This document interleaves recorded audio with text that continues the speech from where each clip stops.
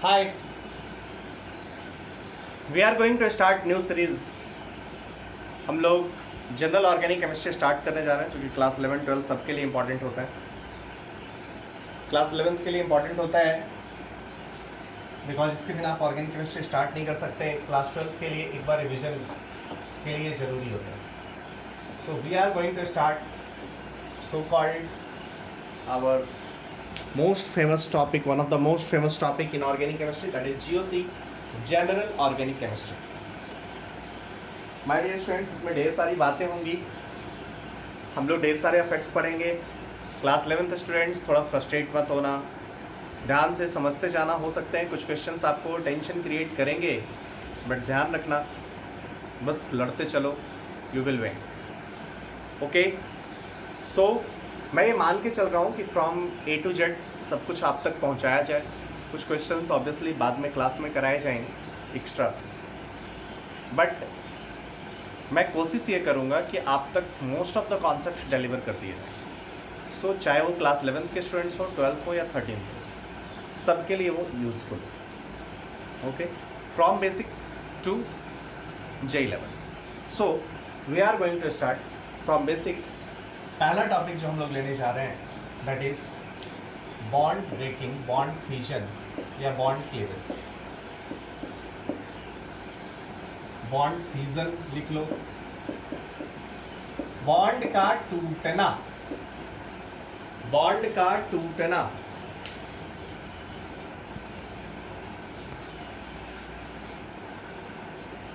Bond fusion, bond cleavage या bond dissociation. Actually मेरे भाई मुझे एक बात बताओ, कोई सा भी ऑर्गेनिक जनरल रिएक्शंस उठाओगे, A, B, C, ये रिएक्शन होने के लिए, जब ये रिएक्शन हुआ होगा, जब तक बॉन्ड ब्रेक नहीं करेगा तो कुछ होनी ही नहीं है। पूरे organic chemistry, entire organic chemistry में बॉन्ड टूटना और बॉन्ड बनना, इसी की कहानी तो हम लोग करते हैं। सो जब तक हम लोग बॉन्ड टूटने की कहानी नहीं सीखेंगे तब तक हम लोग ऑर्गेनिक केमिस्ट्री सीखने में एबल नहीं होंगे। सो सबसे पहले मैं आपको वही आप तक ले जाना चाहता हूँ, that is bond fusion, bond cleavage. क्या इससे बॉन्ड टूट रहा है, क्या फैक्टर्स हैं, वो थोड़ा सा हम लोग स्टडी करते हैं। चलो मेरे भाई, इस चीज को समझते हैं। बॉन्ड टूटने की कहानी आप समझने चाह रहे हैं, बॉन्ड टूटने की कहानी को थोड़ा हम लोग डिफरेंट एग्जाम्पल से समझते हैं। मेरे भाई मान लो दो लोग रिलेशनशिप में हैं, दो लोग रिलेशनशिप में हैं, ए एंड बी दो रिलेशनशिप में हैं। इनको तोड़ने की बात हम लोग कर रहे हैं। यदि इनको तोड़ने की बात कर रहे हैं तो दो तरीके से इनका रिलेशन ब्रेक हो सकता है। जैसे मान लो पहला और दूसरा दोनों एबल हो, मान लो गर्लफ्रेंड और बॉयफ्रेंड दोनों ही एबल हैं, उस केस में पहला तरीका हो सकता है, ले तुमने मुझे ये गाड़ी गिफ्ट दी थी, तू रख, तुमने मुझे ये बंगला गिफ्ट दिया था, तू रख। मतलब दोनों लोग, तुमने मुझे इतना पैसा दिया था, तू रख। मतलब दोनों ने जो लिया था उसको रिटर्न कर दिया, जो दिया था वो रिटर्न ले लिया। दोनों ने एक दूसरे को कुछ देना लेना जो भी हुआ था सब कुछ म्यूचुअल कर दिया। भाई अब ना मेरा तुम्हारे पास कुछ है, ना तुम्हारा मेरे पास कुछ है, हम लोग आज से एक दूसरे को सेपरेट हो रहे हैं, आज से एक दूसरे से सेपरेट हो सकते हैं। ये पहली कहानी हो सकती है। एक दूसरी कहानी जो जनरली बॉयज़ के साथ होता है आजकल के ज़माने में, भाई जो भी आपने गिफ्ट दिया वो लेके चली गई, जो आपका था वो उनका हो गया, और जो उसने दिया गुस्सा में आपने फेंक दिया। मतलब आपका जो था वो चला ही गया, जो आपने दिया वो भी आपके पास नहीं रहा। This is heterolytic bond fusion. So भैया दो टाइप का बॉन्ड फ्यूजन होता है, homolytic bond fusion and heterolytic bond fusion. Simple इसकी स्टोरी केमिस्ट्री में समझने के लिए जरा देखो तो ये दो इलेक्ट्रॉन मिलके एक बॉन्ड बनता है, दो इलेक्ट्रॉन मिलके एक बॉन्ड बना है। पहला तरीका ब्रेक करने का, अपना ए अपना इलेक्ट्रॉन, बी अपना इलेक्ट्रॉन लेके चला गया, ये पहला तरीका से बॉन्ड ब्रेक करेगा। दूसरा तरीका क्या हो सकता है मेरे भाई, दूसरा तरीका ये हो सकता है ये दोनों इलेक्ट्रॉन एक एटम के टुवर्ड शिफ्ट हो गया तो एक पे पॉजिटिव और दूसरे पे निगेटिव आ जाएगा। क्यों निगेटिव आएगा? अरे वन इलेक्ट्रॉन, ये इसका अपना इलेक्ट्रॉन गया, उसके लिए कोई चार्ज नहीं आया, लेकिन इसका ए का भी इलेक्ट्रॉन बी ने लेके चला गया। सो ए पे पास एक इलेक्ट्रॉन, इसका एक इलेक्ट्रॉन इसके पास चला गया, ए पे पॉजिटिव आया, बी पे निगेटिव आया। इसमें आयन पेयर्स हुए, लेकिन इसके लिए जरूरी है इलेक्ट्रोनिगेटिविटी किसका ज्यादा हो, बी का ज्यादा हो ए से। तो इलेक्ट्रॉन इसके टुवर्ड शिफ्ट हो रहा है। यदि अपोजिट होगा इलेक्ट्रोनिगेटिविटी का ट्रेंड तो चार्जेस अपोजिट हो जाएंगे। मतलब इस केस में यदि हेटेरोलिटिक बॉन्ड फ्यूजन होगा, तो दोनों इलेक्ट्रॉन एक एटम के टुवर्ड शिफ्ट होंगे। सो बॉन्ड फ्यूजन दो टाइप का होता है। बोलिए, समझ में आई बात? तो लिखेंगे पहला point, a covalent bond can be cleaved two ways.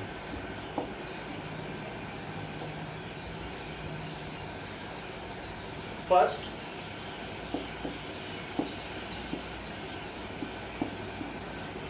homolytic.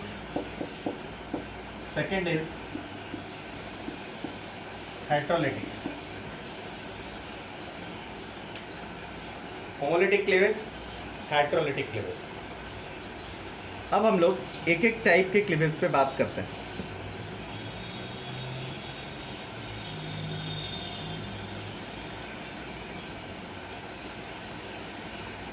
एक एक टाइप की बात करते हैं मेरे भाई। पहला क्लीवेज का टाइप, हेडिंग डालिए, homolytic bond cleavage. Homolytic bond cleavage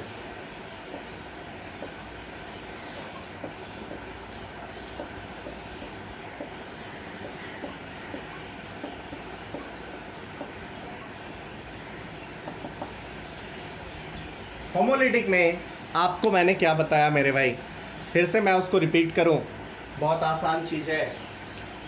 ए और बी दो एटम है, इसको तोड़ना है।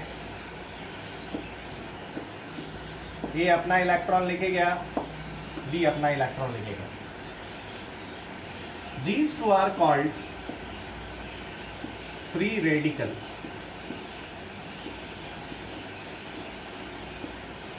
ये आयंस नहीं है, दे आर इलेक्ट्रिकली न्यूट्रल। देखना मेरे भाई, इस पे कोई चार्ज नहीं आ रहा है। क्यों नहीं आ रहा है? आप सोचोगे अरे यहाँ पे दो इलेक्ट्रॉन था ना, एक इलेक्ट्रॉन ए का था, एक इलेक्ट्रॉन बी का था। जब दोनों अपना अपना इलेक्ट्रॉन ही लेके गया है तो इस पे चार्ज कैसे आएगा? किसी के पास ना इलेक्ट्रॉन बढ़ा ना घटा। सो भैया मेरे यहाँ पे दोनों के कारण कोई चार्ज एक दूसरे पे नहीं आ रहा है, ये सब न्यूट्रल स्पेसिस है। Yes, there is odd electron present, there is one odd electron is present, one single unpaired electron, in fact कह दो unpaired electron will be present, unpaired electron will be present मेरे भाई, but कोई charge नहीं है मेरे भाई, there is no charge. Understood और नॉट? चलिए लिखेंगे, in this case of bond cleavage,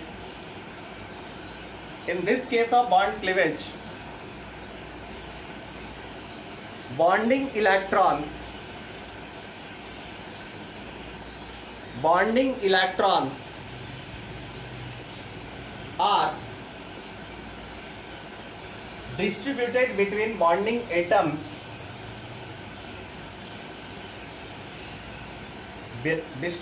between bonding atoms, so that electrically neutral free radicals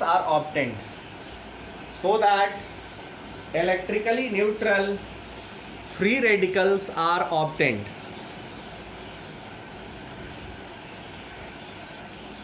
okay मेरे भाई। अब मेजर बात यदि आपको दिखानी है, इस चीज को दिखाना है कहीं पे, तो देखो दो टाइप का एरो हम लोग बनाते हैं, एक तो ऐसे और एक ऐसे। पूरे ऑर्गेनिक केमिस्ट्री में इसकी यूज होगी। ये इलेक्ट्रॉन फ्लो का डायरेक्शन दिखाता है, हमेशा ध्यान रखना। ये वाला क्या बताता है, ये वाला arrow, this arrow represents movement of single electron, this arrow represents movement of two electron. यदि हाफ ही दिया है ना तो एक इलेक्ट्रॉन का मूवमेंट दिखाता है, यदि ये पूरा एरो दिया है ना तो ये दो इलेक्ट्रॉन का एरो दिखाता है। सो यहाँ पे बताओ, ये वाला एरो यूज करोगे या ये वाला एरो यूज करोगे? जल्दी बोलो मेरे भाई, अरे फटाफट बोलो, ये कौन सा एरो? आप बोलेंगे भैया ये वाला, बिकॉज यहाँ पे क्या हो रहा है, सिंगल इलेक्ट्रॉन का मूवमेंट हो रहा है मेरे भाई। What do you mean by it? Means since homolytic bond cleavage में वन इलेक्ट्रॉन का मूवमेंट हो रहा है, so this type of arrow will be formed. So आप कहोगे in case of homolytic cleavage, in case of homolytic bond cleavage, movement of single electron is taking place, movement of single electron is occurring, single electron is occurring। ठीक है, यहाँ पे आप इसको heating कर दो या एनर्जी दे दो तो ये ब्रेक करेगा, सिंगल इलेक्ट्रॉन का मूवमेंट हो रहा है। अब भैया मेरे, आप जब ये रेडिकल्स बना रहे हो तो ऑब्वियसली इसका ऑक्टेट इनकम्प्लीट है, तो आप ये जरूर ध्यान रखना भैया मेरे, these free radicals are highly reactive. हम लोग आगे बात करेंगे, but this free radicals are highly reactive, हम लोग आगे बात करेंगे इसके बारे में, क्या हाइब्रिडाइजेशन होता है, कैसे होता है, एक एक का एनालाइज करेंगे। हाईली रिएक्टिव, ये हाईली रिएक्टिव क्यों है? Because octet is incomplete, highly reactive due to incomplete octet.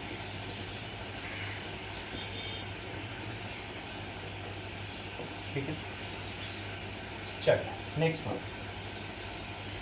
लिखिएगा। इस पॉइंट का एक्सप्लेनेशन मैं जस्ट आ रहा हूं, लिख लेता। For homolytic cleavage, for homolytic bond cleavage, for homolytic bond cleavage generally, for homolytic bond cleavage generally gas phase और generally gas phase और non polar solvent is taken, gas phase और non polar solvent is taken.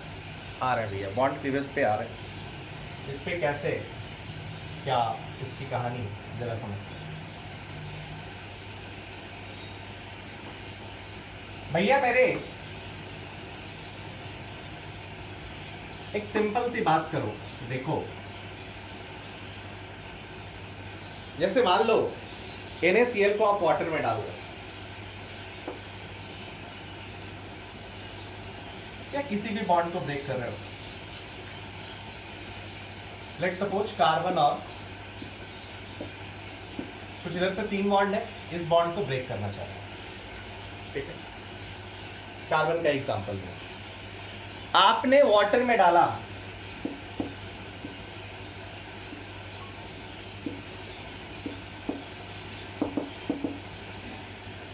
Water solvent में डाला। इसको समझने के लिए थोड़ा आयनिक वाले को समझो तो ज्यादा अच्छा लगेगा। NaCl को डाला, आपको पता है NaCl लैटिस के फॉर्म में रहता है, ये एक फेस सेंटर्ड क्यूबिक बनाता है, पार्टिकुलर अरेंजमेंट होता है Na+ और Cl- में। आप मेरे भाई इसमें वाटर डाल दो, वाटर एक पोलर सॉल्वेंट, क्यों पोलर आप बोल रहे हो? ऑक्सीजन निगेटिव है और इसका mu non zero. If mu is non zero, आप बोलेंगे दिस सॉल्वेंट इज भैया मेरे पोलर। अब ये पोलर सॉल्वेंट है, ये डाईपोल है, यहाँ पे दो पोल है, पॉजिटिव और निगेटिव दोनों है। ये NaCl के पास पहुंचा, Na+ के पास कौन सा एंड पहुंचा? आप बोलोगे निगेटिव वाला। Na+ के पास ऑक्सीजन वाला एंड पहुंचा मेरे भाई। साइमल्टेनियसली Cl के पास कौन सा एंड पहुंचा? हाइड्रोजन वाला एंड पहुंचा। मेरे भाई हो क्या रहा है कहानी? इसके पहुंचने के कारण Na+ और ऑक्सीजन का नेगेटिव, मतलब ये पॉजिटिव और ये नेगेटिव, ढेर सारे वाटर मॉलिक्यूल्स Na+ के चारों तरफ पहुंचना शुरू किए, Cl- के चारों तरफ ढेर सारे पॉजिटिव साइड वाले पहुंचना शुरू किए मेरे भाई, और इतनी एनर्जी रिलीज हुई जो NaCl को सेपरेट कर दिया। तो ये बॉन्ड हेट्रोलिटिकली, मतलब यहां पे ये बॉन्ड ब्रेक कर गया। Na+ और Cl- के बीच जो आयनिक बॉन्ड था वो ब्रेक कर गया, Na+ अलग और Cl- अलग हो गया। मैंने आपको पहले ही बताया था, अपोजिट नेचर के चार्ज यदि पास आए तो एनर्जी रिलीज होती है। सेम कहानी यहाँ पे हो रहा है। Na+ और वाटर का अपोजिट एंड वाला, Cl- और हाइड्रोजन वाला एंड वाला, ये सब जब पास आ रहे हैं तो एनर्जी रिलीज हो रही है, और इतनी एनर्जी रिलीज हो रही है जो Na+ और Cl- के पास आने के कारण से ज़्यादा है, तो उसको अलग कर दे रहा है। मेरे भाई सेम कहानी यहाँ पे समझें, कार्बन पे यहाँ पे डेल पॉजिटिव होगा और Cl पे यहाँ पे डेल नेगेटिव होगा।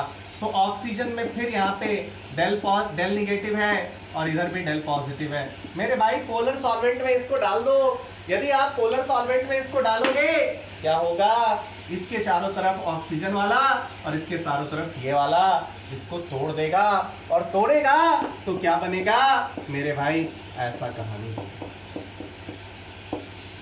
मीन्स यदि आप पोलर सॉल्वेंट ले रहे हो तो पोलरिटी होने के कारण, इसमें पोलरिटी होने के कारण ये कुछ एनर्जी रिलीज करेगा, और एनर्जी रिलीज होने के कारण ये बॉन्ड ब्रेक कर सकता है। बट नॉन पोलर सॉल्वेंट में इसी को डाल दो, कोई पोलरिटी है ही नहीं, कोई एनर्जी रिलीज करने का सोर्स ही नहीं, तो बॉन्ड ब्रेक कैसे करेंगे? सो होमोलिटिक बॉन्ड क्लीवेज यदि आपको कराना है तो generally polar solvent is taken. But आपको यदि हेट्रोलिटिक बॉन्ड क्लीवेज कराना है, हेट्रोलिटिक बॉन्ड क्लीवेज कराना है, तो generally polar solvent should be used. But if you want to do heterolytic bond cleavage, homolytic bond cleavage, तो आपको इसकी पोलरिटी के कारण छोड़ना।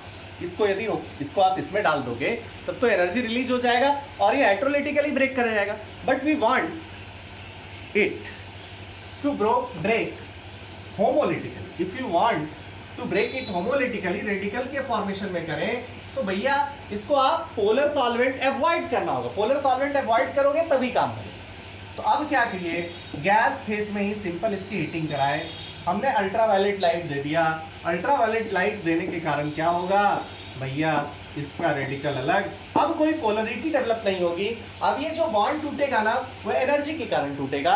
इसके कारण यदि टूटेगा तो कार्बन अपना इलेक्ट्रॉन लेगा, Cl अपना इलेक्ट्रॉन लेगा, इस कारण दोनों पे कोई चार्ज नहीं आएगी। सो यही कहानी आपको मैंने बताया मेरे भाई। यदि होमोलिटिक बॉन्ड क्लीवेज आपको कराना है तो आपको सॉल्वेंट आइदर गैस फेज लेना है या फिर नॉन पोलर सॉल्वेंट लेना है। पोलर सॉल्वेंट यदि लेंगे तो पोलरिटी वाला फैक्टर डोमिनेंट हो जाएगा, और इस फैक्टर के डोमिनेंट होने के कारण हेट्रोलिटिक बॉन्ड क्लीवेज का चांस ज्यादा होगा।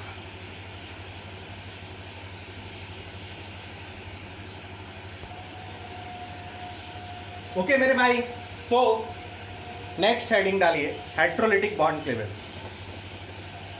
Heterolytic bond cleavage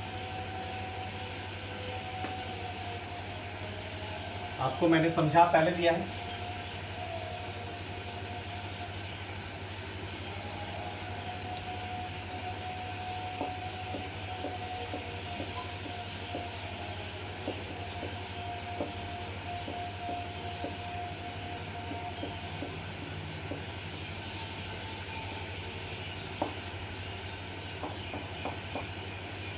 heterolytic bond cleavage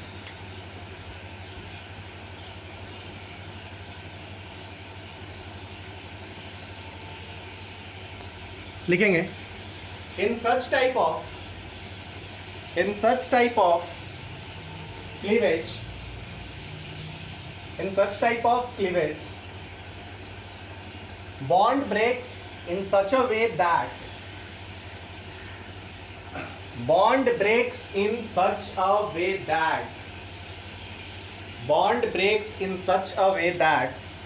shared pair of electrons यहाँ पे जो शेयर्ड पेयर ऑफ इलेक्ट्रॉन है मेरे भाई, ये shared pair of electrons, shared pair of electrons remains with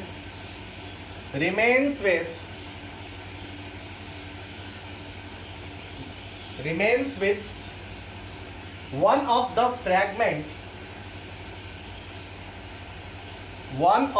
fragments, bracket में लिख देना, or the atom which is higher electronegative, मतलब जो ज्यादा इलेक्ट्रोनिगेटिव होगा मेरे भाई, इलेक्ट्रॉन पेयर उसी के साथ चला जाएगा। अब यहाँ पे एरो कौन सा दिखाओगे? Let's suppose B is more electronegativity, B का इलेक्ट्रोनिगेटिविटी A से ज्यादा है, तो आप क्या बोलेंगे? B के साथ इलेक्ट्रॉन चला गया और A प्लस और B माइनस बन गया मेरे भाई। सो इस केस में आयन पेयर्स जनरेट होगा, लिखिएगा। In this case, next point. In this case, ion pairs are generated. In this case, ion pairs are generated.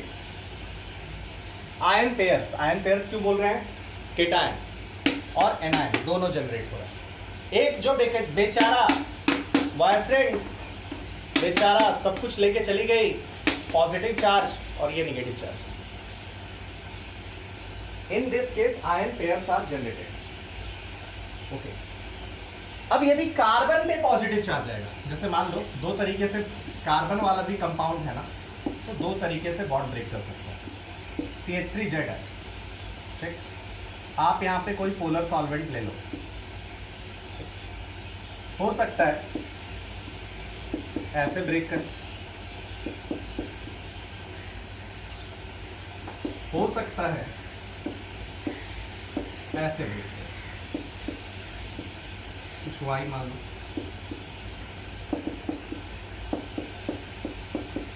सो इस केस को हम लोग बोलेंगे कि positive charge comes on carbon, then हम लोग बोलेंगे कार्बोकेटायन का फॉर्मेशन होता है। पूरे ऑर्गेनिक केमिस्ट्री में इसकी कहानी बहुत होगी कि positive charge comes on carbon, then carbocation is form. और यदि कार्बन पे नेगेटिव चार्ज आया, इसको हम लोग बोलेंगे carbanion. If negative charge comes on carbon, then carbanion can be form. मतलब ध्यान दो, यदि होमोलिटिक बॉन्ड क्लीवेज हुआ तो कार्बन का फ्री रेडिकल फॉर्म करेगा, यदि हेटेरोलिटिक बॉन्ड क्लीवेज हुआ तो आइदर कार्बोकेटायन या कार्ब एनायन का फॉर्मेशन होगा मेरे भाई। अंडरस्टूड और नॉट? अब ये सब के सब अनस्टेबल है, ये ऑक्टेट इनकम्प्लीट है, इसका ऑक्टेट कंप्लीट है बट चार्ज है यार, इसके कारण ये कुछ भी करके चार्ज हटाना चाहेगा। सबके सब अनस्टेबल है, सबके सब रिएक्टिव है, इसलिए इन सबको इंटरमीडिएट भी बोला जाता है। इंटरमीडिएट ड्यूरिंग रिएक्शन बीच में ये फॉर्म करेगा। तो ये जो कार्बोकेटायन है या कार्बन आयन है या फ्री रेडिकल है, ये सब इंटरमीडिएट है। तो हम लोग बोलेंगे भैया नेक्स्ट पॉइंट,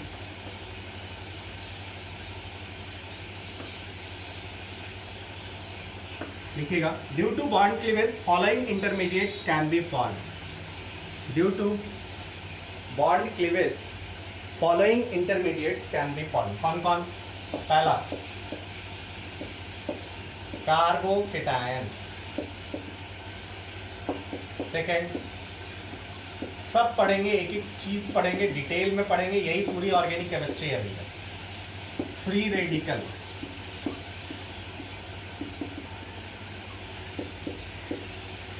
नेक्स्ट कार्बीन, ये अभी नहीं पढ़ेंगे, क्लास 11th में नहीं पढ़ेंगे, क्लास 12th में पढ़ेंगे। नाइट्रीन, और एक बढ़िया है, हालांकि इसको हटा दिया है सिलेबस से बट फिर भी हम लोग कुछ देखेंगे, बेंजाइन, ये बहुत ज़्यादा पढ़ेंगे। इन सब से ये दोनों जेई के सिलेबस में है, इसको हटा दिया है बट फिर भी पढ़ेंगे।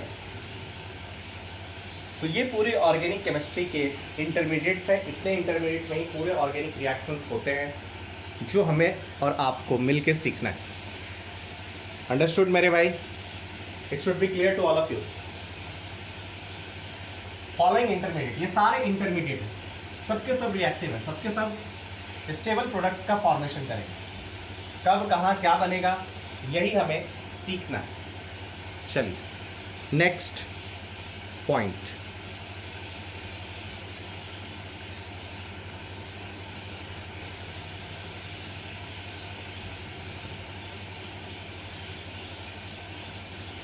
Next point, homolytic bond cleavage.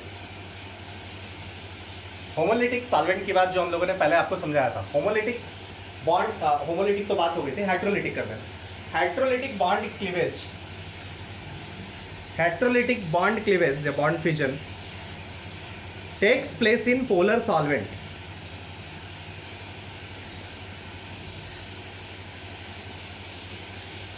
Takes place in polar solvent. चलिए ये आपको समझ में आ गया हो, क्लियर है मेरे भाई? मैंने आपको ये चीज पहले समझा दिया था। नाउ नेक्स्ट नोट में डालिए bond breaking pattern.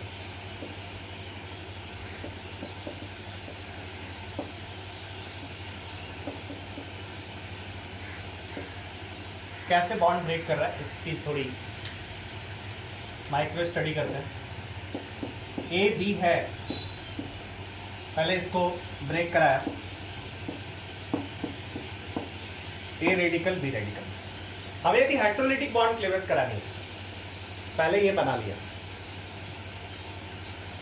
Late suppose B is more electronegative, A plus यहां से बनाया और इसको इलेक्ट्रॉन दे दिया, माइनस इलेक्ट्रॉन, और इसमें एक इलेक्ट्रॉन ऐड कर दिया, हाइड्रोलिटिक बॉन्ड क्लीवेज हो गया मेरे भाई। मतलब हाइड्रोलिटिक का कहानी जो हुआ वो इससे इस पे जाना है, और होमोलिटिक में यहां से यहां आना। मेरे भाई लेट सपोज इसमें x लगा, इसमें y लगा, इसमें z लगा, क्लियर है मेरे भाई? चलिए बेटा इसको मान लिया। अब एक चीज ये है कि भैया ये अभी अलग नहीं हुआ, सो इसको थोड़ा सा एक और बना दीजिए। अब ये पूरा अलग हो गया, तो इसको हम लोग बोलते हैं लैटिस एनर्जी। ए प्लस और बी माइनस को अलग करते हैं। सो आप बोलेंगे टोटल एनर्जी यदि यहाँ पे बात करें, एक्स हुआ, वाई हुआ, जेड हुआ और लैटिस एनर्जी हुआ। लैटिस एनर्जी बहुत हाई होता है। इसका मतलब मेरे भाई यदि होमोलिटिक बॉन्ड क्लीवेज करानी है तो यहाँ पे मिनिमम अमाउंट ऑफ एनर्जी यही लगेगा। यदि किसी बॉन्ड को ब्रेक करना है तो मिनिमम अमाउंट ऑफ एनर्जी क्या होगा? आप बोलोगे यही जो होमोलिटिक बॉन्ड क्लीवेज करा रहे हैं आप। सो यदि किसी भी सब्सटेंस का बॉन्ड एनर्जी डिफाइन करना है, आपको बॉन्ड एनर्जी डिफाइन कराना है, तो जो कि कहा जाता है minimum amount of energy that can be given such that a bond can be broken। तो अगला यही लिख लीजिएगा, बॉन्ड एनर्जी, बॉन्ड एनर्जी लिखिएगा। It is the minimum amount of energy, it is the minimum amount of energy that can be given, minimum amount of energy that can be given such that a bond can be broken। अब इसके bracket में लिख देना भैया ये किस type का होना चाहिए। ऑब्वियसली होमोलिटिक में मिनिमम लगेगा, सो बिकॉज यहाँ पे आयंस आएंगे और आयंस को दूर करने में आपको एक्स्ट्रा एनर्जी लगेगा।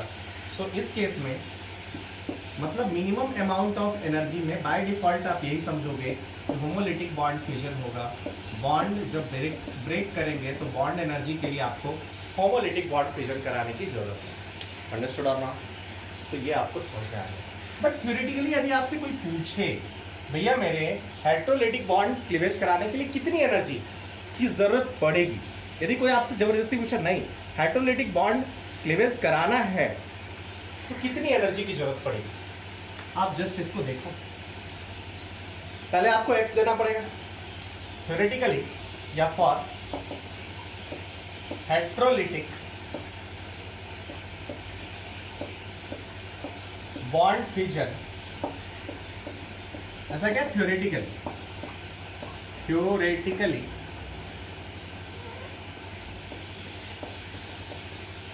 amount of energy given is equal to क्या, x होना चाहिए, इधर y और z कोई एक निगेटिव होगा, उसका टेंशन हमें नहीं लेना, plus lattice energy.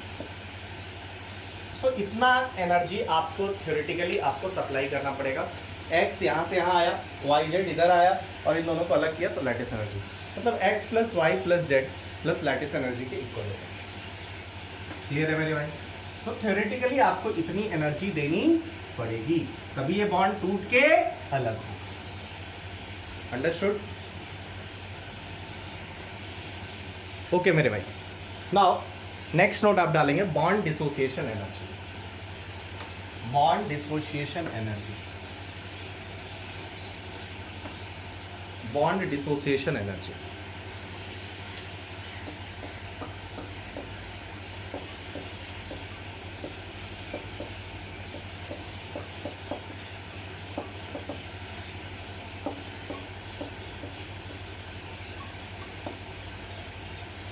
Bond dissociation energy बहुत आसान है। जैसे आप बात करो CH4 की, इससे पहला बॉन्ड ब्रेक किया, कोई सा भी पहला बॉन्ड ब्रेक किया, ये बन गया CH3 प्लस H। इसमें कुछ X लगा। अब CH3 से दूसरा बॉन्ड ब्रेक किया,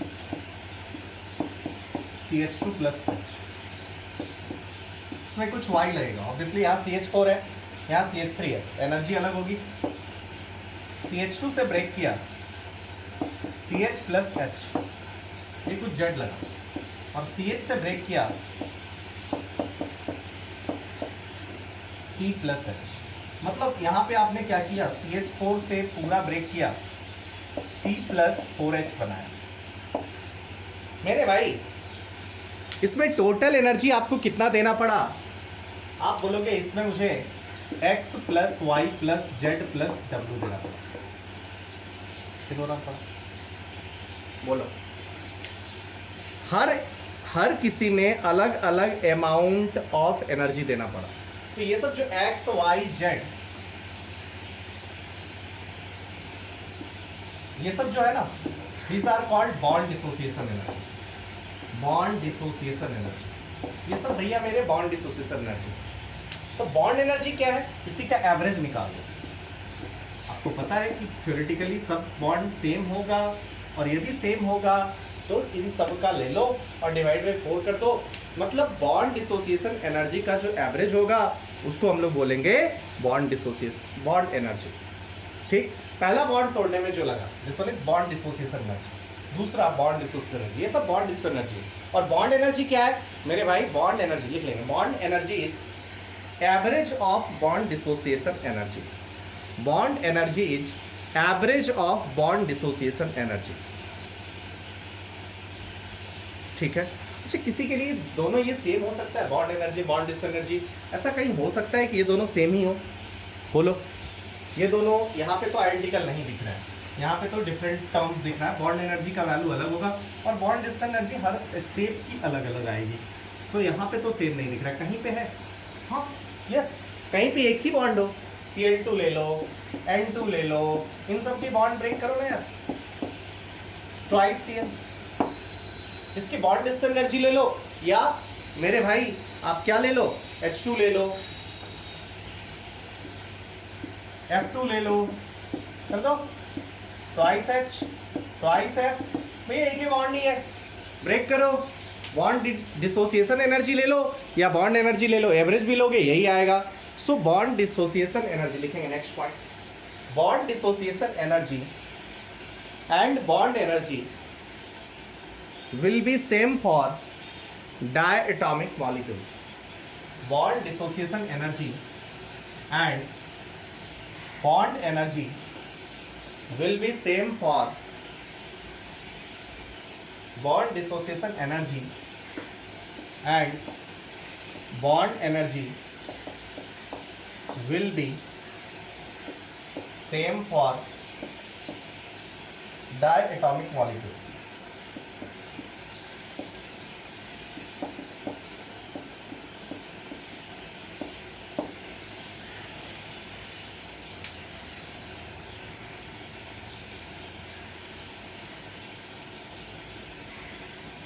चलिए मेरे भाई, now I am giving to some questions. आपको बताना है कि यहाँ पे होमोलिटिक बॉन्ड क्लीवेज होगा, हेटेरोलिटिक बॉन्ड क्लीवेज होगा। जस्ट आपको रिएक्शन का एक पार्ट, पूरा रिएक्शन नहीं करा रहे हम, पूरा रिएक्शन अभी हम लोग स्टडी भी नहीं किया, आए कुछ दिन किए, करेंगे भी नहीं। हम लोग जस्ट एक छोटा सा पार्ट उठा रहे हैं, रिएक्शन का छोटा सा पार्ट उठा रहे हैं। चलिए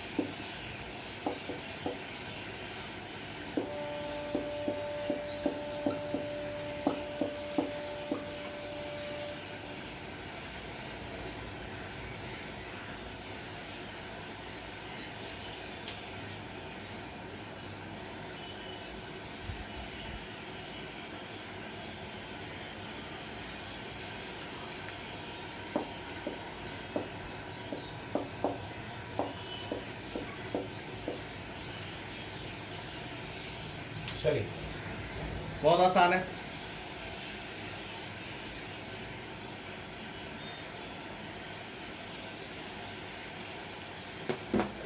बहुत इजी है मेरे भाई, जल्दी।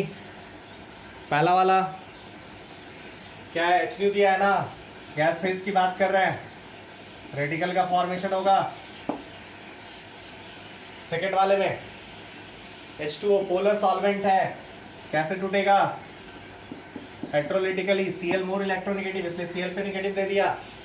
यहाँ पे क्या टूटेगा बोलो, यहाँ पे Cl मोर इलेक्ट्रोनेगेटिव टूट गया,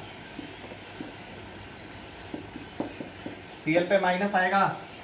चलो HNO heterolytically twice RO radical, Br2 twice Br radical heterolytical. तो ये पूरा रिएक्शंस नहीं है, जस्ट हम लोग एक छोटे से रिएक्शन में इन्वॉल्व एक छोटे से पार्ट की बात कर रहे हैं, बस उसी से हम लोग कुछ कंक्लूजन निकाल रहे हैं, उसी से हम लोग बातें कर रहे हैं। Understood my dear friends. चलिए, so we are moving to some short summary of intermediates, जो मेरा थोड़ा बचा हुआ।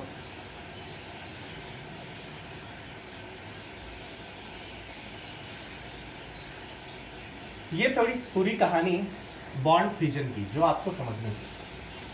होमोलिटिक, हेट्रोलिटिक, फटाफट। होमोलिटिक कौन से फेज में, गैस फेज या नॉन पोलर सॉल्वेंट। हेट्रोलिटिक कौन से फेज में, पोलर सॉल्वेंट के केस में। बॉन्ड एनर्जी कंपैरिजन करने के लिए दिया है, मतलब होमोलिटिक बॉन्ड फ्यूजन करना है। रिएक्शन इंटरमीडिएट्स, बस छोटी सी कहानी, थोड़ा सा इंटरमीडिएट्स के बारे में जाने। रिएक्शन इंटरमीडिएट्स, फर्स्ट कार्बोकेटायन मेरे भाई, बहुत जल्दी, बहुत जरूरी, फटाफट कार्बोकेटायन की बात करें।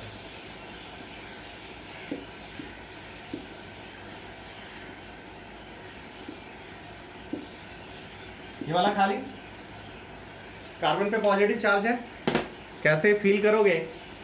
लेट्स सपोज CH3Cl ही ले लो, CHH और यहाँ Cl है, हेट्रोलिटिक बॉन्ड क्लीवेज हुआ। ये फोर्थ वाला ऑर्बिटल, ये वाला पूरा खाली हो गया, बिकॉज यहाँ पे 2 इलेक्ट्रॉन पहले था, एक कार्बन का एक Cl का, ये तो पूरा ब्रेक करके Cl लेके साथ चला गया, एक ऑर्बिटल खाली हो गया। अब कार्बन के हाइब्रिडाइजेशन की बात करो तो 1 2 3। So what is the hybridisation of carbon, sp2। इसीलिए आपने देखा है, मैंने ऐसा सेव कर दिया है।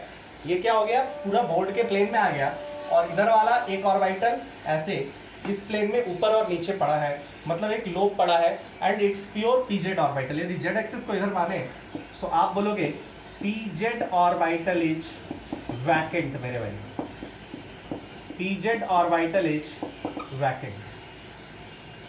if pz orbital is vacant तो आप क्या बोलेंगे? It's electron deficient. सो क्या होगा? It will behave as electrophile. Electron loving species है भैया, इलेक्ट्रॉन डेफिशिएंट है. इलेक्ट्रॉन डेफिशिएंट है, इलेक्ट्रॉन की कमी है बेचारे के पास. सो इलेक्ट्रॉन लविंग नेचर होगा, it will behave as electrophile मेरे भाई. ये इलेक्ट्रोफाइल की तरह बिहेव करेगा. इसको वैसे सारे ग्रुप जो इसको इलेक्ट्रॉन दे, आप बोलोगे कोई यदि लोन पेयर दे, यस लोन पेयर दे, देन मतलब मान लो कोई और लोन पेयर दे तो भी काम हो सकता है. ये लुईस एसिड होगा, इलेक्ट्रॉन डेफिशिएंट है, इसको पेयर ऑफ इलेक्ट्रॉन्स चाहिए, इलेक्ट्रॉन लेने की टेंडेंसी है. बोलो मेरे भाई, बोलो. चलो अब हमें बात करें कि जिस कार्बन पे पॉजिटिव चार्ज है उस कार्बन के अराउंड कितना इलेक्ट्रॉन है. चलो बताओ. क्वेश्चंस के फॉर्मेट में कुछ भी पूछा जा सकता है. Total number of electrons around carbon, total number of electrons around carbon, C plus के अराउंड 2 2 4 2 6. Total number of electrons around carbon भैया मेरे इसमें 6 है. क्लियर? जहां भी 6 हो मेरे भाई, इसको सेक्सटेट इलेक्ट्रॉनिक कन्फिग्रेशन भी बोलते हैं. Sextet electronic configuration. So carbocation का भैया मेरे सेक्सटेट इलेक्ट्रॉनिक कन्फिग्रेशन होता है. क्लियर है मेरे भाई? ओके. सो यदि ये sp2 है तो एक और कहानी कह सकते हैं मेरे भाई. एक और कहानी क्या कह सकते हैं? यदि sp2 है तो geometry around carbon is planar. अगला पॉइंट देके भी लिख सकते हैं आप, उसी में आगे लिख सकते हैं. Geometry around carbon is planar. इसीलिए स्टीरियो केमिस्ट्री की बहुत इंपॉर्टेंट बात होगी. कोई न्यूक्लियोफाइल इधर से भी दे सकता है, उधर से भी दे सकता है. तो ये डाउन भी जा सकता है और ये अप भी आ सकता है. तो जहां भी कार्बोकेटायन बनेगा ना वहां पे अप डाउन दोनों बनने की टेंडेंसी होगी. सो स्टीरियो केमिस्ट्री बहुत अच्छा रोल प्ले करेगा मेरे भाई. बहुत मजा आ जाएगा इस टाइप के रिएक्शंस करने में. चलिए मेरे भाई, क्लियर है ना ये सारी बात? अच्छा अब नेक्स्ट पॉइंट बताओ. मैग्नेटिक बिहेवियर की बात कराओ. मैग्नेटिक बिहेवियर की बात करो. वेदर इट इज पैरामैग्नेटिक और डायमैग्नेटिक. बोलो भैया मेरे, पैरामैग्नेटिक डायमैग्नेटिक सारा पेयर्ड है ना. So this one is diamagnetic मेरे भाई. ये डायमैग्नेटिक है. मैग्नेटिक मोमेंट की बात करेंगे तो भैया मेरे ये 0 होगा. मैग्नेटिक मोमेंट 0 होगा मेरे भाई. बॉन्ड एंगल की बात करेंगे, sp2 है, bond angle is approximately 120 degree. Bond angle is approximately 120 degree. जल्दी जल्दी जल्दी जल्दी जल्दी जल्दी मेरे भाई, चलिए जल्दी. Bond angle is approximately 120 degree. Next point और सबसे इंपॉर्टेंट पॉइंट जो बहुत यूज होगा भैया मेरे, इलेक्ट्रॉन डेफिशिएंट है.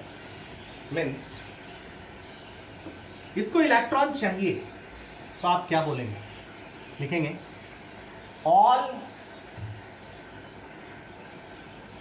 all groups which can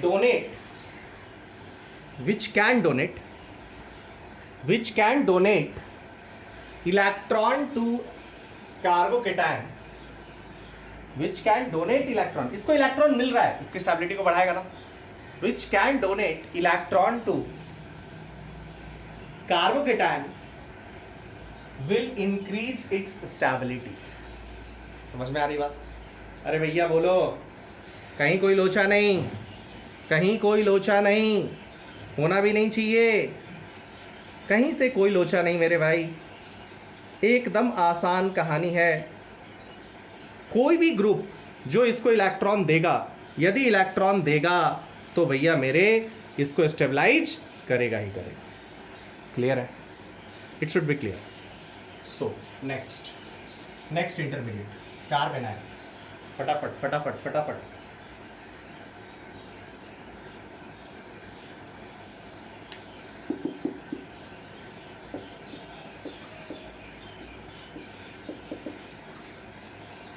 ये 2 इलेक्ट्रॉन. कार्बन आयन फटाफट सब कुछ लिखिए. कितनी वैलेंसी बनी है, कितनी वैलेंसी, कितना बॉन्ड बना के रखा है, 3 bond, so it is trivalent. चलिए, इट्स ट्राइवैलेंट। ऑक्टेट कंप्लीट या octet incomplete, octet is complete, octet is complete. मेरे भाई अगली कहानी, स्टेबल अनस्टेबल, स्टेबल अनस्टेबल, अरे निगेटिव चार्ज है, चार्ज है, क्यों stable, unstable. Lewis acid, Lewis base, electrophile, nucleophile, अरे इलेक्ट्रॉन रिच स्पीसीज है, it will behave as a nucleophile. Very good. चलिए मेरे भाई आगे, Lewis acid, Lewis base, electron लेगा, इलेक्ट्रॉन देगा, इलेक्ट्रॉन देगा, so it is a Lewis base. मेरे भाई आगे की कहानी करें, चलो मेरे भाई, क्या होगी इसकी हाइब्रिडाइजेशन, क्या होगी हाइब्रिडाइजेशन, क्या होगी मेरे भाई, हाइब्रिडाइजेशन की बात करें, जनरली sp3, जनरली sp3, क्यों जनरली sp3 बोला, but if negative charge is involve in hybridisation then it's sp2, but if negative charge is involve in resonance, resonance यदि हो गई, कौन सा केस लिया, एक केस रेजोनेंस वाले की बात करी भैया मेरे, ऐसा कुछ आ गया। अब देखो, जिनको नहीं रेजोनेंस, जिन्होंने नहीं सीखा है अभी छोड़ देना, आप sp2 की कहानी बात, वैसे मैंने ये केमिकल बॉन्डिंग में भी कराता हूँ, आपको पता है ये सब रेजोनेंस में इन्वॉल्व है, और यदि ये रेजोनेंस में इन्वॉल्व हुआ तो क्या होगा, इसका हाइब्रिडाइजेशन sp2 हो जाएगा। सो सेप अब इसी के बेसिस पे, यदि sp3 हो गया तो प्लेनर हो जाएगा, ये sp3 हो गया तो पिरामिडल हो जाएगा, sp2 हो गया तो प्लेनर हो जाएगा। सो इसी के बेसिस पे सेप आपका, बोलो, सेप आपका डिफरेंट होगा। Number of lone pair, number of lone pair, lone pair, lone pair, lone pair बताओ, 1, ओके।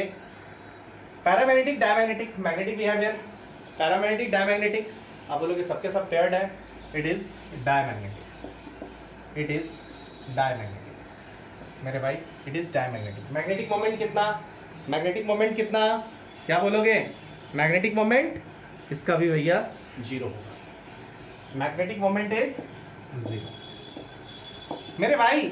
इलेक्ट्रॉन रिच स्पीसीज है, तो लास्ट वाली जो कहानी करी थी, उस लास्ट कहानी का क्या पार्ट होगा, बोलो, क्या बोलेंगे आप, तो लिखेंगे species which will donate electron, species which will accept electron, जो इलेक्ट्रॉन इसको डोनेट करेगा, एक तो बेचारे के पास नेगेटिव है और इलेक्ट्रॉन दे रहा है तो डिस्टेबलाइज करेगा, सो आप बोलेंगे इलेक्ट्रॉन डोनेटिंग ग्रुप यदि इससे अटैच है तो स्टेबिलिटी को क्या करेगा भैया, मेरे स्टेबिलिटी को घटाएगा, और इलेक्ट्रॉन विड्रॉइंग ग्रुप यदि अटैच है तो स्टेबिलिटी को बढ़ाएगा। EDG electron donating group, EWG electron withdrawing group. मेरे भाई यदि कार्बन आयन से इलेक्ट्रॉन डोनेटिंग ग्रुप अटैच्ड है और इसके इलेक्ट्रॉन डेंसिटी को बढ़ा रहा है, तो हमेशा इलेक्ट्रॉन डेंसिटी को आपको डिस्टर्ब करना है, चार्ज को डिस्पर्सन कराएं तो स्टेबिलिटी बढ़ती है। चार्ज यदि लोकलाइज्ड एक ही जगह है तो रिएक्टिव होगा, कोई भी काउंटर नेचर वाला आएगा और वो उसको डिस्टेबलाइज करेगा, उसके साथ रिएक्ट करने की टेंडेंसी होगी मेरे भाई। So it should be clear to all of you. चलिए, कार्बोकेटायन, कार्बन आयन के बाद हम लोग लास्ट इंटरमीडिएट जो अभी पढ़ेंगे, free radical, third intermediate free radical मेरे भाई, फटाफट।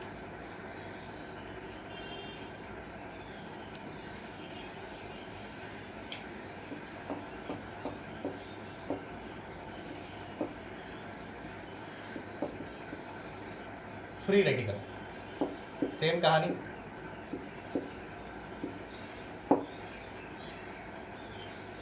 अब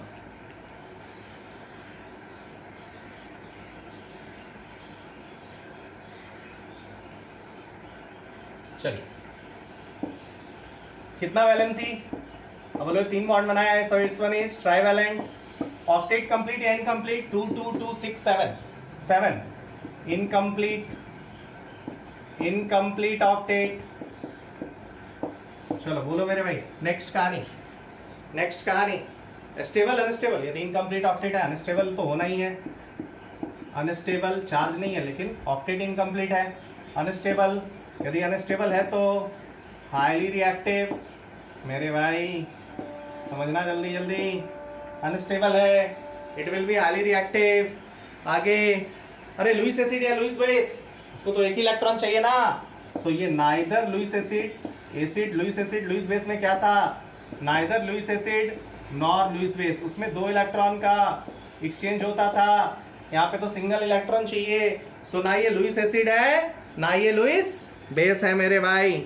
चलिए मेरे भाई आगे, लोन पेयर है क्या, लोन पेयर है क्या, बोलो लोन पेयर है क्या। नहीं, लोन पेयर मुझे नहीं दिख रहा है, एक सिंगल इलेक्ट्रॉन दिख रहा है। No lone pair, single electron is available. So आप बोलेंगे it is, lone pair is 0, unpaired electron is present, unpaired electron is present. यदि अनपेयर्ड इलेक्ट्रॉन प्रेजेंट हो गया तो आप क्या बोलेंगे, this one is paramagnetic. Paramagnetic का मतलब भैया ये जब भी अनपेयर्ड इलेक्ट्रॉन होगा तो पैरामैग्नेटिक होगा, वीकली मैग्नेटिक फील्ड में डालेंगे अट्रैक्ट करेगा। ओके, डायमैग्नेटिक होगा वो रिपेल करेगा। भैया मेरे unpaired electron is present, paramagnetic, magnetic moment कितना होगा, मैग्नेटिक मोमेंट क्या बोला था, under root n into n plus 2। एक अनपेयर्ड इलेक्ट्रॉन है 1 इंटू 1 प्लस 2, दैट इज, बोलो बोलो मेरे भाई, ये क्या आ गया, √3 Bm, √3 bore magnetron, √3 bore magnetron. Okay, अब भैया मेरे हाइब्रिडाइजेशन क्या होता है, तो इसमें एक पॉइंट जस्ट लिखना, इट्स जनरली sp2, sp3 भी होता है कभी कभी, बात करेंगे बाद में। Generally sp2, understood. So planar, generally sp2। जब सारा का सारा हायर इलेक्ट्रोनेगेटिव एटम अटैच्ड हो तब उस केस में sp3 हो जाता है। कुछ लोगों के लिए कहानी मैंने बात किया भी है, कुछ लोगों के लिए बाद में बात करेंगे, जिनको नहीं पता वो बाद में बात करेंगे, टेंशन नहीं लेने का। अंडरस्टूड और नॉट। अब ये भी क्या है, ये भी ऑक्टेट इनकम्प्लीट है, इसको भी इलेक्ट्रॉन चाहिए। तो इलेक्ट्रॉन डोनेटिंग ग्रुप, यदि इससे इलेक्ट्रॉन डोनेट हुआ, इससे इसके बगल में अंबानी साहब हो, इसको इलेक्ट्रॉन मिलेगा, अंबानी साहब इलेक्ट्रॉन देंगे, अंबानी साहब इलेक्ट्रॉन देंगे तो इलेक्ट्रॉन डोनेटिंग ग्रुप यदि रहा भैया मेरे, इलेक्ट्रॉन डोनेटिंग ग्रुप रहा, इसके स्टेबिलिटी को बढ़ाएगा। इलेक्ट्रॉन विड्रॉइंग ग्रुप रहा, इसके स्टेबिलिटी को घटाएगा। बेचारे भिखारी से और मांग रहा है यार, तो उसके स्टेबिलिटी को घटाएगा ही ना। सो यदि इलेक्ट्रॉन डोनेटिंग ग्रुप इससे अटैच रहा तो स्टेबिलिटी इंक्रीज करेगा, इलेक्ट्रॉन विड्रॉइंग ग्रुप इससे अटैच रहा, स्टेबिलिटी घटेगा। So this is all about intermediate जो हम लोग पढ़ेंगे, carbocation, carbon ion, free radical, यही जनरली हम लोग ज़्यादा से ज़्यादा पढ़ेंगे मेरे भाई अगले क्लास में। अगले क्लास में जनरली ये क्लास 2 टॉपिक बेस्ट था, बॉन्ड क्लीवेज एंड इंटरमीडिएट। अगले क्लास में हम लोग जीओसी का जो नेक्स्ट क्लास होगा उसमें हम लोग इलेक्ट्रॉनिक डिस्प्लेसमेंट इफेक्ट पे जाएंगे, इलेक्ट्रॉन का पुलिंग, इलेक्ट्रॉन क्लाउड किधर पुल हो रहा है, किधर जा रहा है, कहाँ डिस्पर्स हो रहा है, इन सारी बातों को स्टडी करेंगे। This is the core, means heart of the organic chemistry. So अच्छे से अगले क्लास का भी आप देखिएगा। जीओसी के बिना ऑर्गेनिक केमिस्ट्री नहीं हो सकती, general organic chemistry is too important. So इस पर बहुत अच्छे से पढ़ने की ज़रूरत है, इसको अच्छे से अपने कमांड में लेने की ज़रूरत है मेरे भाई। सो क्लियर हो जाना चाहिए टॉपिक, कुछ भी दिक्कत हो जो भी लोग इस लेक्चर को देखे होंगे नीचे कमेंट कर देंगे, सच दैट मुझे पता चले कितने लोग लेक्चर्स देख रहे हैं। सो प्लीज़ कमेंट, ठीक है, लाइक वाइक भी कर देना ठीक लगे तो। ओके, सो हम लोग मिलते हैं next lecture will be based on inductive effect, plus I minus I, इस पे बेस्ड होगा। फिर हम लोग रेजोनेंस और हाइपर कंजुगेशन, एरोमेटिसिटी, इन सारी चीज़ों का पूरा पोस्टमार्टम करेंगे। उम्मीद करते हैं आपको ऑर्गेनिक केमिस्ट्री में मज़ा आ रहा होगा। ओके मेरे भाई, thank you for watching this lecture. खुश रहिए, स्वस्थ रहिए।